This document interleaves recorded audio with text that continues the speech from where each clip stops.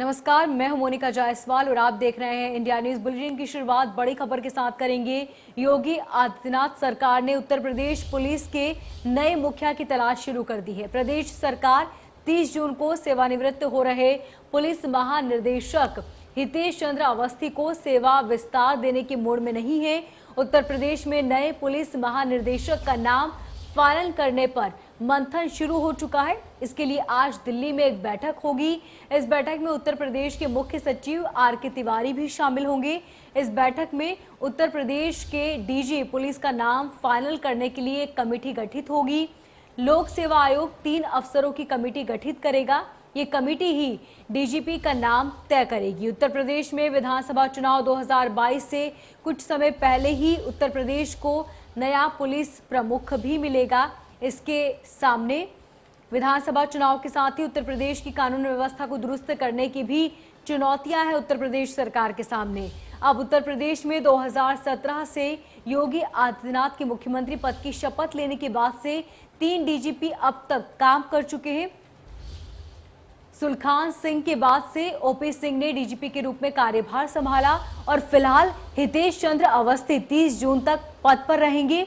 Uttar Pradesh cadre में DGP Hitesh Chandra Awasthi 1985 batch के IPS हैं। इसके बाद केंद्र सरकार में प्रतिनियुक्ति के तैनात अरुण कुमार हैं, वो भी 30 जून को रिटायर हो रहे हैं। 1986 बेंच में आईपीएस अफसर नासिर कमाल,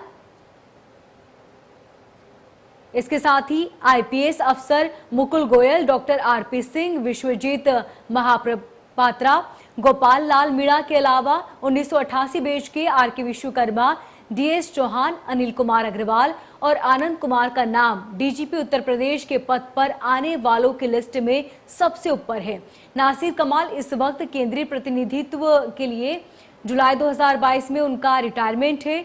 सरकार उन्हें केंद्रीय प्रतिनियुक्ति से बुलाने के मूड में नहीं दिख रही। इसी कारण से डीजीपी की कुर्सी के लिए उनका नाम बाहर माना जा रहा है। तो नए डीजीपी की तलाश अब तेज हो चुकी है। आपको बता दें कि आज दिल्ली में हाई लेवल मीटिंग होगी और इस मीटिंग में तय किया जाएगा कि आखिर नया चेहरा कौन होगा और मीटिंग के बाद डीजीपी कौन होंगे ये से खत्म हो जाएगा। आपको बता दें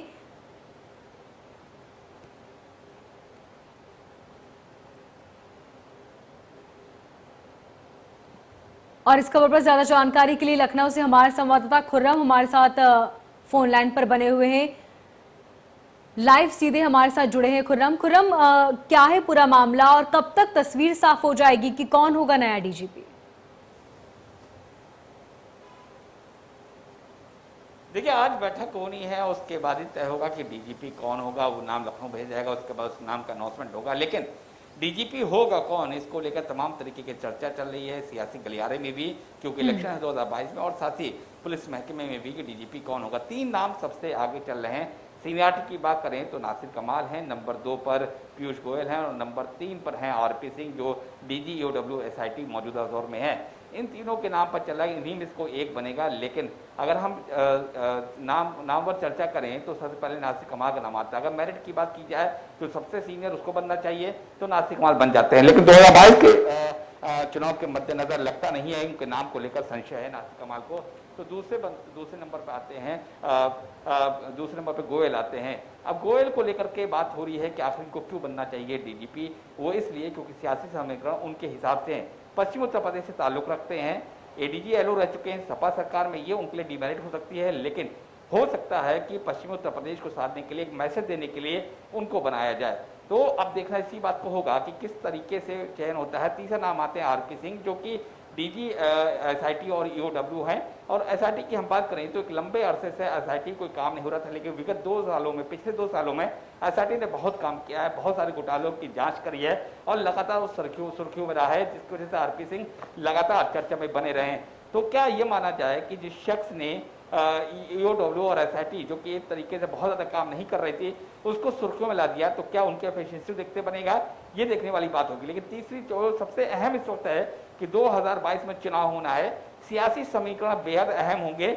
मेरिट शायद पीछे रह जाए, लेकिन जो कि एक सुप्रीम कोर्ट का गाइडलाइन है कि टॉप 3 जिनका 6 महीने से ज्यादा सेवा हो यानी रिटायरमेंट का वक्त बचा हो, उसको आप डीजीपी बनाएंगे और फिट एंड फाइन होना चाहिए। तो जाहिर सी बात है कि ये 3 नाम पे लगातार चर्चा चल रही है, लेकिन मोहर किस पर लगेगी ये अब आज या कल में क्लियर हो जाएगा। इसी के साथ जो अभी उत्तर प्रदेश में कानून व्यवस्था भी चरमरा रही है, तस्वीरें साफ साफ हमें नजर आती है जिसमें पता चलता है कि किस तरह लोग वहां पर कानून का खौफ नहीं है अपराधियों में। इसको लेकर भी अब चुनौतियां हैं सरकार के सामने। इसी के चलते क्या लगता है कि क्या डीजीपी का जो चेहरा है वो कौन सा चेहरा हो सकता है?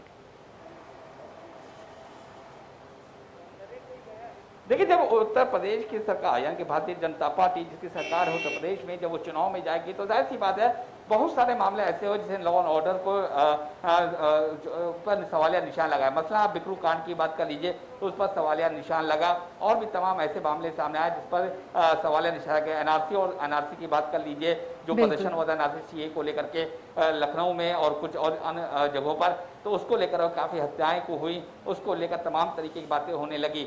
और उसको यही वजह है कि चाहेगी उत्तर प्रदेश सरकार की एक ऐसा डीजीपी मिले जो एक अच्छे नोट पर उनके जो पहला कार्यकाल है भाजपा सरकार का, योगी सरकार का, उसको अच्छे नोट एंड करे, यानी कि एक एफिशिएंट होना चाहिए और उसको हालात से हैंडल करना उसको आता हो। लेकिन फिलहाल की हम बात करें तो एडीजी प्रशांत कुमार चेहरा बने हुए हैं, डीजीपी चेहरा नहीं है इस वक्त। तो जाहिर सी बात है कि इनको एक ऐसा तेज तर्रार अधिकारी चाहिए, और जो तीनों नाम है, चाहे नासिर कमाल हो, चाहे आर के सिंह हो, चाहे गोयल हो, ये तीनों नाम ऐसे हैं कि जो तेज तर्रार माने जाते हैं। और एडीजी एलोग रह चुके हैं गोयल, तो इसी वजह से ये माना जाता है कि उनको मालूम है कि किस तरह हालात को हैंडल करना चाहिए, क्योंकि मीडिया के सामने वही आते हैं, वही चीज एक्सप्लेन करते हैं, वही। ठीक, तो बहुत जल्द ही तस्वीर साफ होगी। खुर्रम, तमाम जानकारी के लिए आपका बहुत